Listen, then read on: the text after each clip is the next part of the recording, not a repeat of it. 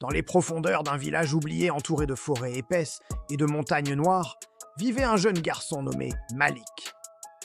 Malik avait seulement 13 ans. Il était mince, silencieux et passait souvent ses journées seul près de la rivière sacrée du village. Depuis la mort de son père, il aidait sa mère à vendre du bois et des fruits sauvages au marché. Le village de Kerouma semblait paisible. Mais derrière les sourires se cachait la peur. Le chef du village, Bako, était cruel. Il prenait les récoltes et utilisait ses gardes pour terroriser les habitants. Personne n'osait parler. Un soir, alors que le ciel devenait rouge sang sous l'orage, Malik partit chercher du bois dans la forêt des murmures.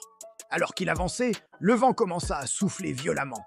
Puis, Malik entendit une voix grave et lointaine. Approche.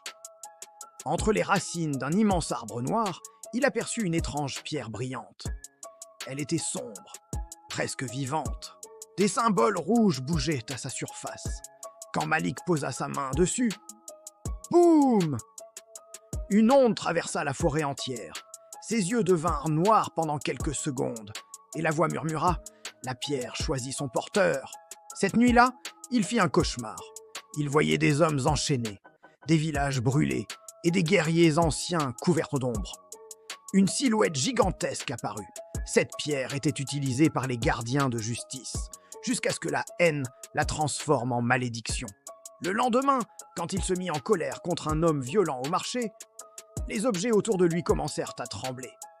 Les yeux de Malik brillèrent brièvement en rouge. L'homme prit peur et s'enfuit.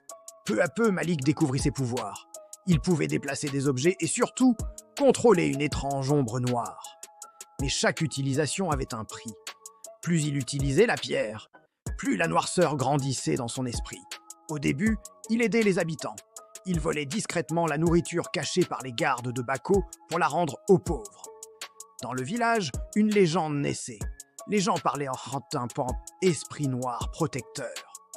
Personne ne savait que c'était un enfant. Mais un jour, Bako fit battre publiquement une vieille femme. Malik assista à la scène.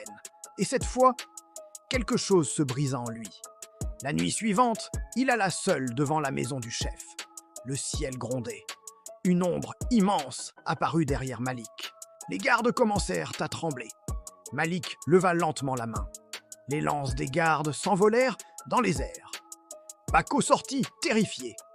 La voix de Malik n'était plus humaine. « Je suis la colère de ceux que tu as fait souffrir. » La pierre le poussait à tuer Bako. Mais soudain, il entendit la voix de son père. La justice sans sagesse devient vengeance. Il prit une décision. Il révéla les crimes de Bako grâce aux visions de la pierre. Les habitants se révoltèrent et Bako fut banni. Cette nuit-là, Malik retourna dans la forêt. Il enterra la pierre profondément sous la terre sacrée. Le vent souffla doucement, mais certaines nuits, quand l'orage éclaire les montagnes, les anciens disent qu'on peut encore voir des yeux rouges observer le village.